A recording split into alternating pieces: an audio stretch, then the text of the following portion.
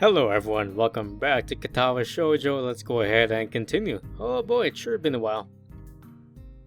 The days are really starting to heat up. This morning, I woke covered in sweat. By the time the student body starts leaving their dorms for breakfast and morning duties, the sun has taken full effect. Oddly, that puts me in high spirits. It's now been 8, yet I feel that this day is going to be one of those pleasant, tranquil, warm ones. If I weren't at a school that considered every absence from class as a sign of life-threatening situation, I'd consider skipping the whole day and just relaxing in the school gardens. Yes, today will be a genuinely lazy day. For a second, I stop in mid-stretch and consider the nurse's warning about exercise. Maybe I should have kept up those morning jogs. Running with someone like Emmy might have been a little testing, but if I worked at my own pace... who am I kidding? I couldn't stick to something like that without some kind of motivation. It's not like I sit around all day. The walk to and from the convenience store counts as exercise, right? Especially the walk back up the hill. Yeah, it's no big deal. Compared to months lying in the hospital bed, I'm getting plenty of exercise.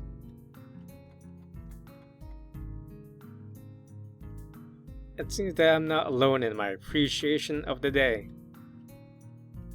Nearly every member of the class is glancing through the window and into the tantalizing sky. Even the steadfast Shizune seems to lack her usual vigor for schoolwork. Misha, as brazen as ever, has even unbuttoned the top buttons of her shirt and is fanning herself with a notebook. I must have been staring. She's now sticking her tongue out at me. Aw, how cute.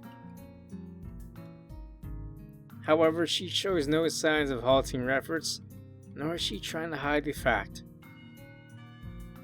The lunch bell seemed to catch everyone by surprise, and the class empties at a much slower pace than usual. The heat seems to be draining the need to rush from everyone.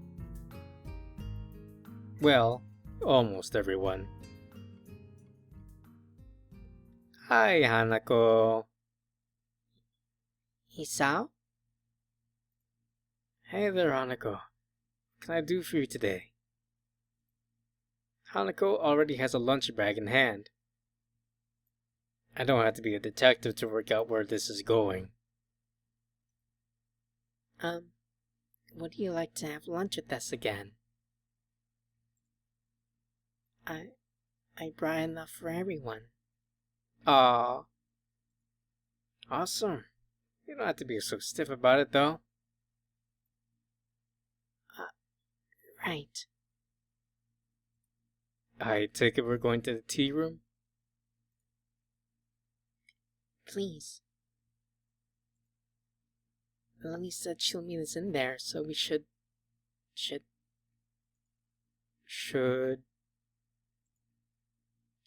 go ahead together.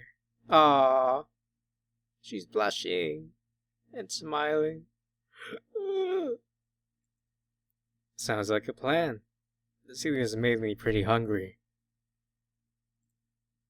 Hanako breathes a sigh of relief. I gather my things together. As usual, the aura of the tea room is refreshing, feeling isolated from the rest of the world. Then again, the usual din of the school seems to be a bit subdued, most likely from laziness promoted by heat exhaustion. Hanako slowly spreads her food on the table, intently focusing on every little movement, as if she's trying to keep her mind off other thoughts. It's not much, but I can tell from her demeanor that she has prepared everything with utmost care. I guess Lily isn't here yet. Should we start without her? She'll be here soon.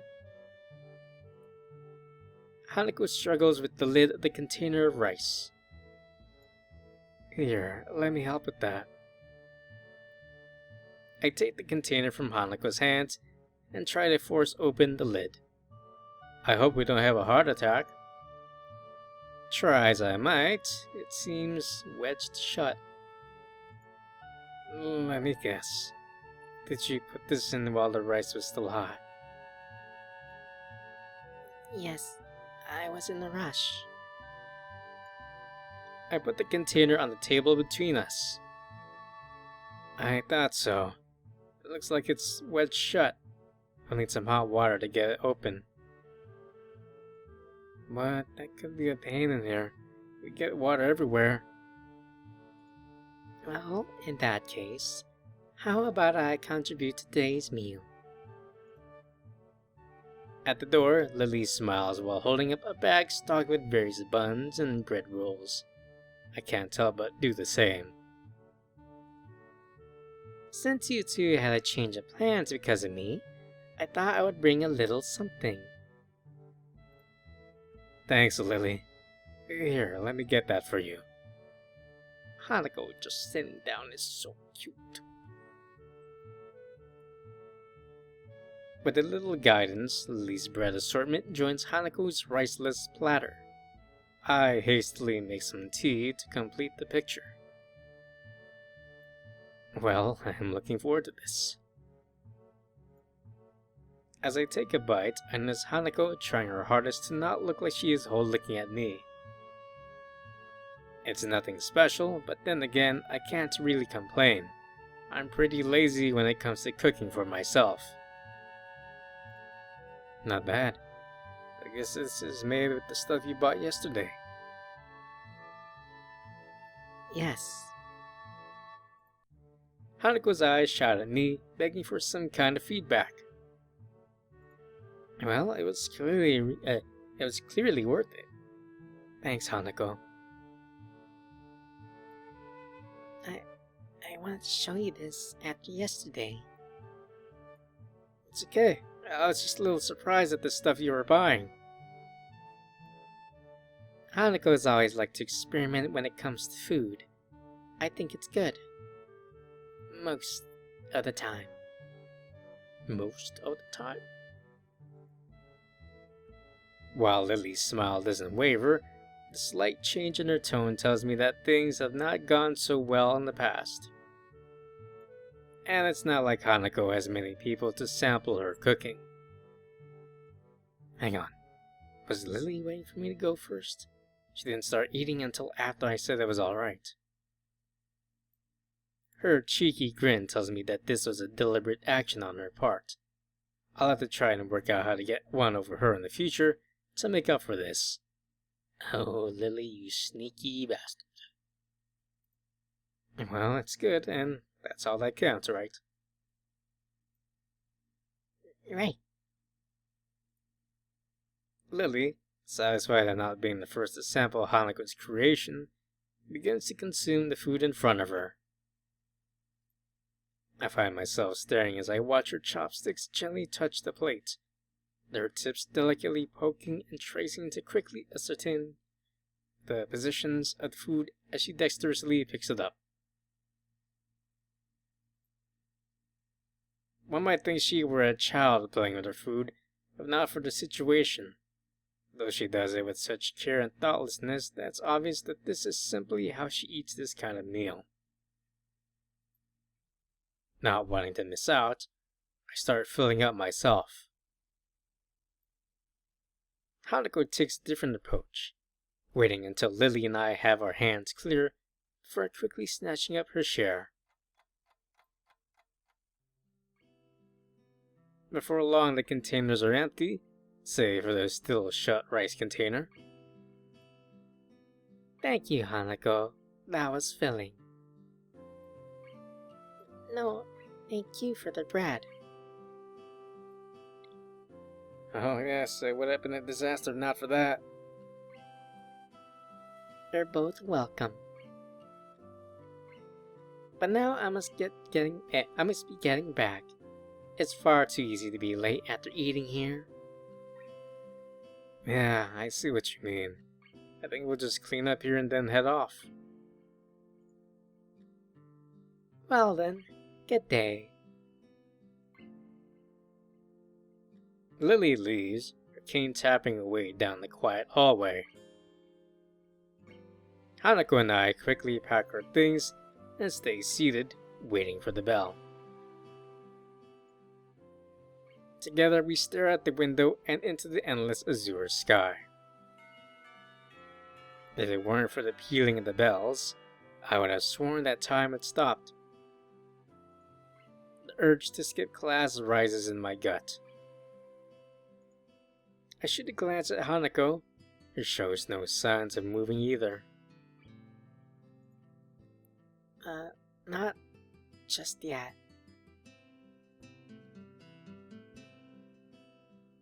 The interval between the warning bells and the end of lunch bells passes in the blink of an eye. We really should go. People will freak out and start a search party if we skip. Hanako sighs. You're right. Slowly she rises to her feet and I follow suit. Silently we make our way up the old stairs to the 3rd floor and then to our classroom. At the door I take point and open the door ahead of Hanako, bowing my head down in apology in advance. Sorry we're late, teacher. I am greeted not by stern words, nor by an angered instruction to take my seat, but simply by the silence created by 15 or so students trying not to laugh. Muto, ever tardy, has yet to arrive. However, the fact that Hanako and I have arrived together is blatantly obvious.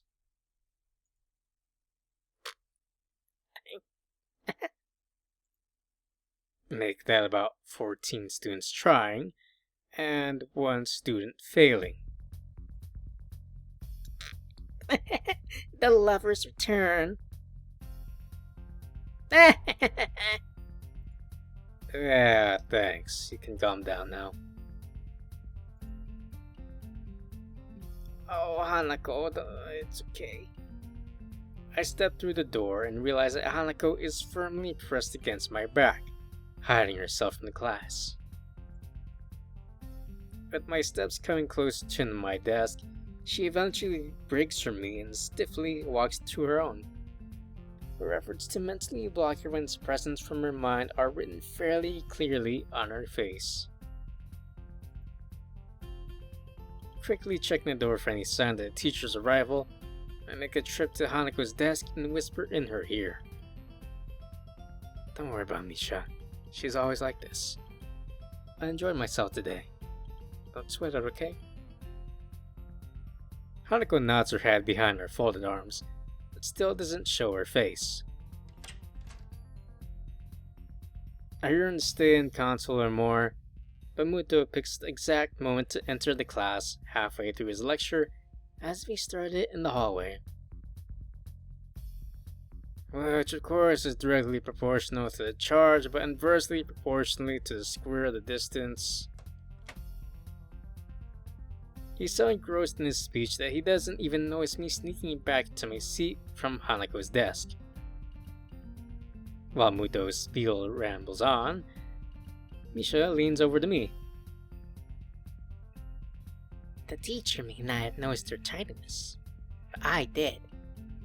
Hey, well, what are you gonna do, Misha? You're gonna tell on us?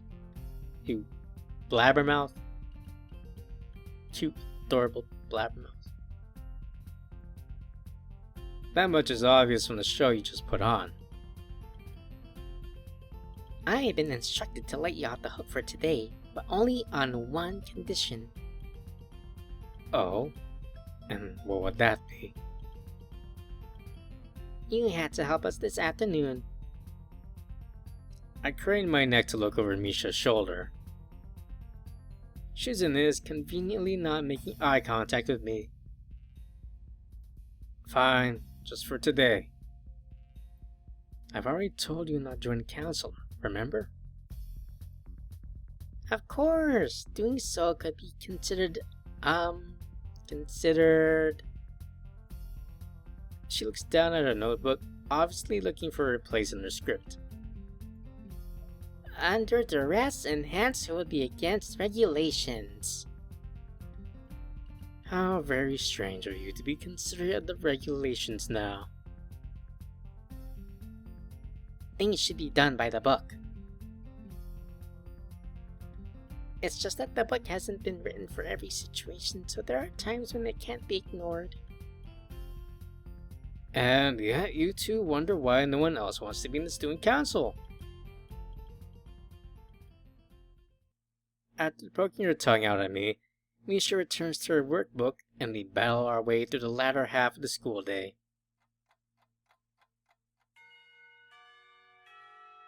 Before I can even stand up, Misha and Shizune have placed their hands on both my shoulders. Hey, I said I'd help out. Damn. What am I doing today? This is just insurance, Hisao. Insurance. Hisao? Hanako timidly tries to leave the room by circling around us. I suddenly realize that this may be my one chance to escape. Alright, Hanako, what are you gonna do? What's your game plan? Help me out here. Oh, hey, Hanako, what's up? Don't look at her like that, Shizune. Hey, what makes you think you got time to chat? Oh, relax, this won't take long. Sorry, Hanako, you were saying? I was going to go to the library and I thought... Hanako's thumb dances around each other and her eyes flit around the room, looking everywhere but at us. Sorry, Hanako, but Hisao could come with us. He's got work to do. Oh, but you can't help. But you can help too if you'd like.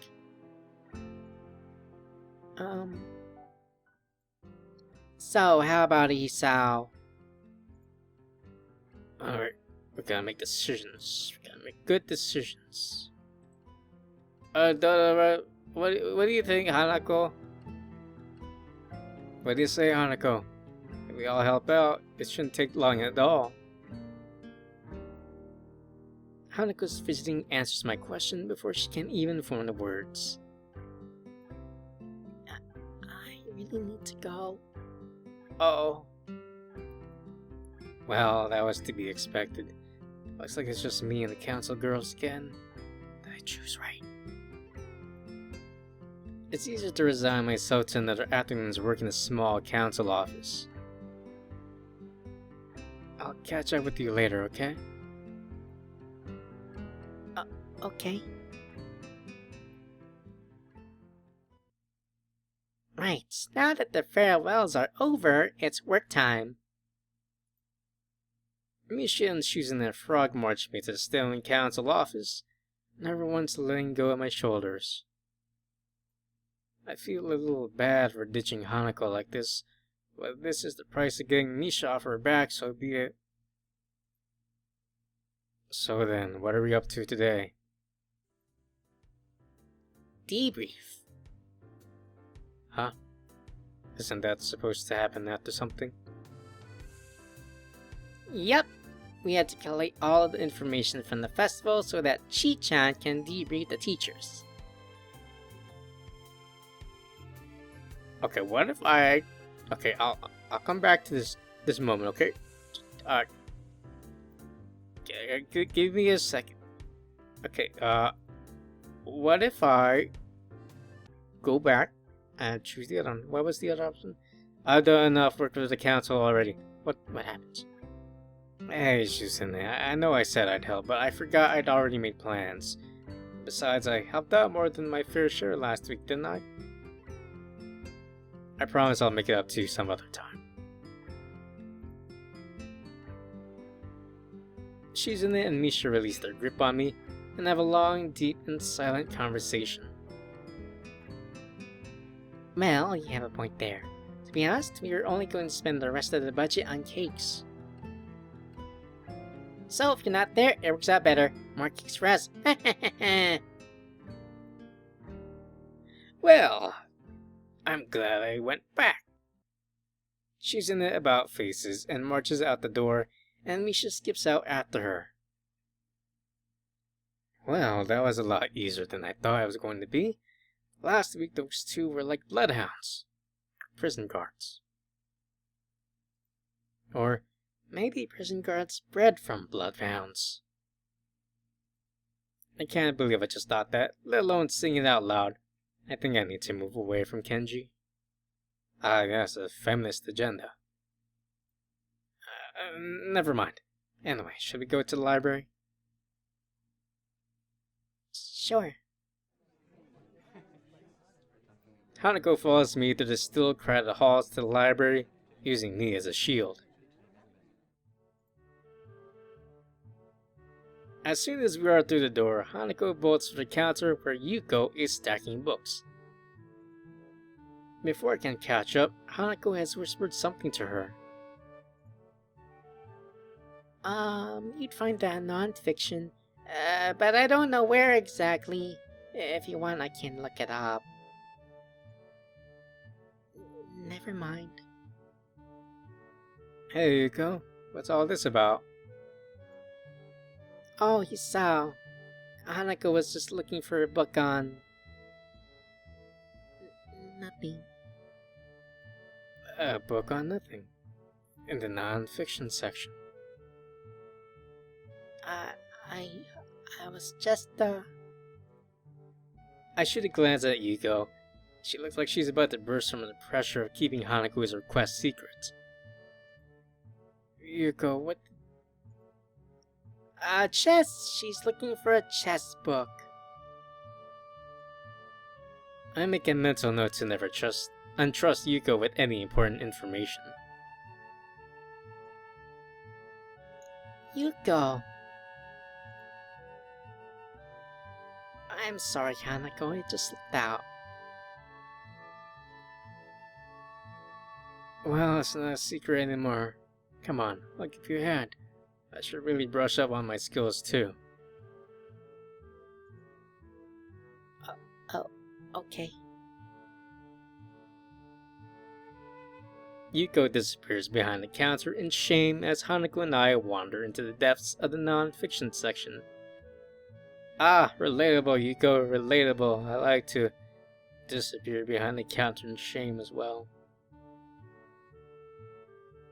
I know there is supposed to be a system for categorizing these books, but I don't see how anyone can decipher it without spending half of their life researching it.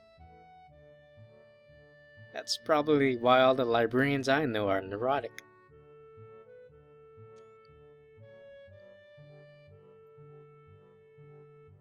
Towards the end of the aisle, between a book on card tricks and some book on kids' games, stands a single book bearing the title Chess Tactics for Champions.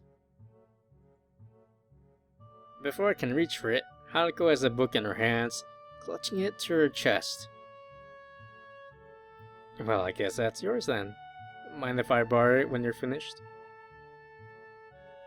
Sure, I just haven't really played against anyone but Lily before, so I thought... Damn, it's not like I was trying to beat Hanako deliberately or anything, but she seems to have taken it to heart. Then again, at least this means she wants to play me again. That's a plus, right? Well, it's not like I'm a master or anything. I just played a bit before. It occurs to me that I haven't told Hanako about my condition. I falter for a second, deciding to cover my tracks.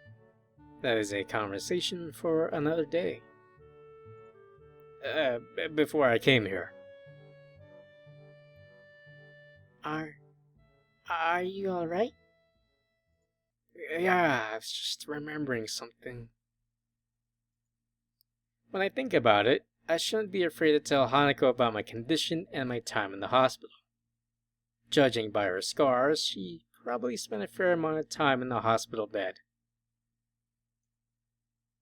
But for some reason, I can't bring it up.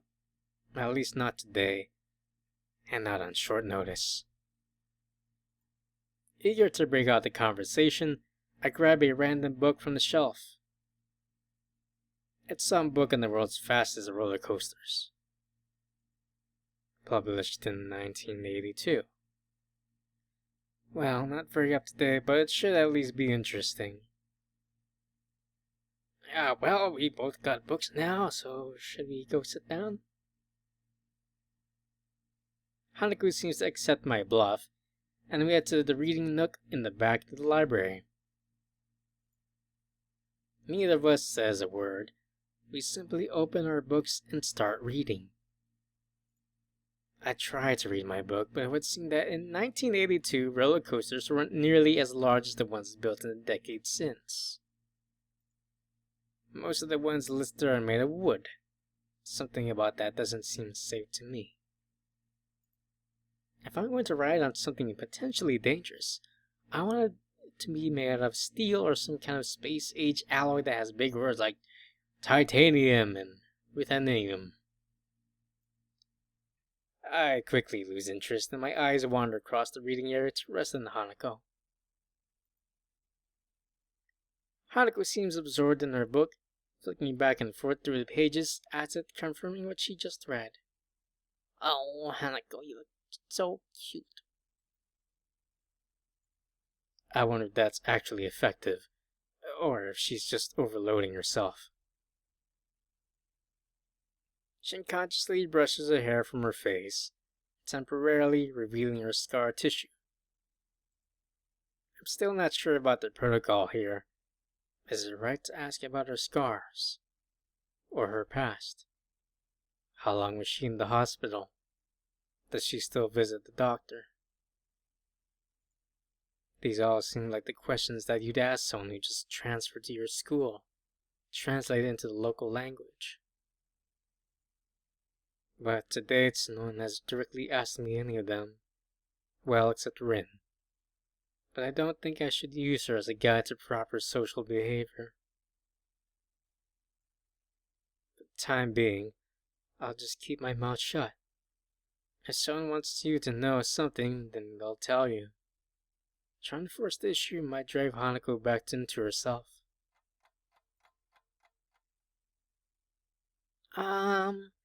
Sorry to interrupt, but I have to close the library now.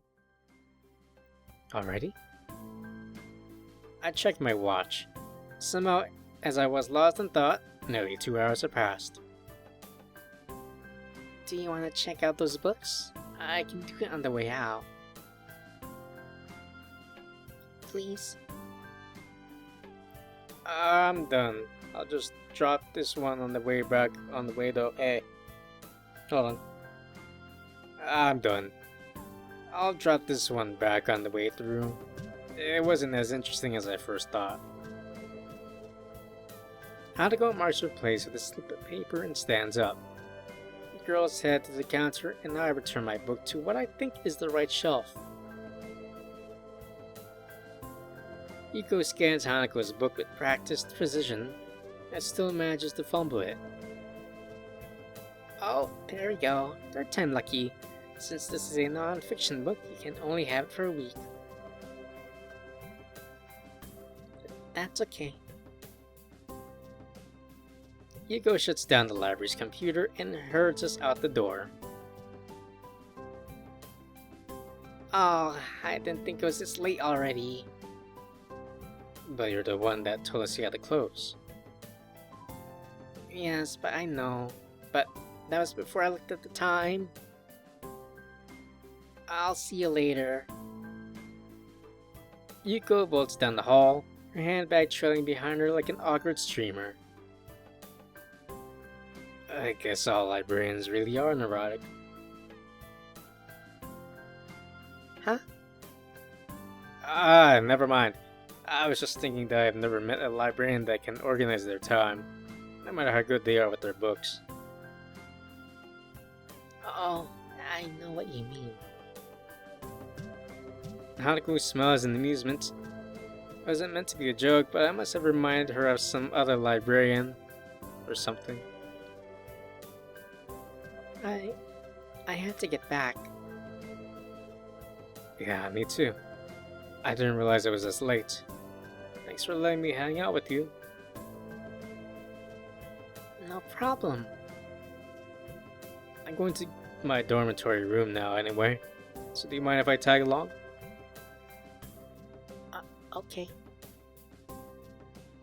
Hanako sets off ahead of me. I need to jog a little to reach her side. We walk through the gardens, eventually arriving in front of the dorm buildings. Man, you walk pretty fast. I used to play in the soccer club and you managed to outpace me. I kinda regret saying that. It has less to do with her pace than with the fact that my condition has significantly worsened my fitness. Hanako's reaction is odd. I expected an awkward attempt to downplay her walking speed, but she just blushes while looking at her feet and smiling.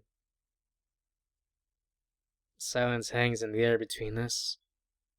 That happens often around Hanako, but it feels slightly different than usual this time. After a few seconds, I try to break the silence. Here you go. See you in class tomorrow? Sure. Hanako waves a short goodbye before pushing her way through the dorm's doors. I stand and look at them for a while, before making my way to my own dormitory room.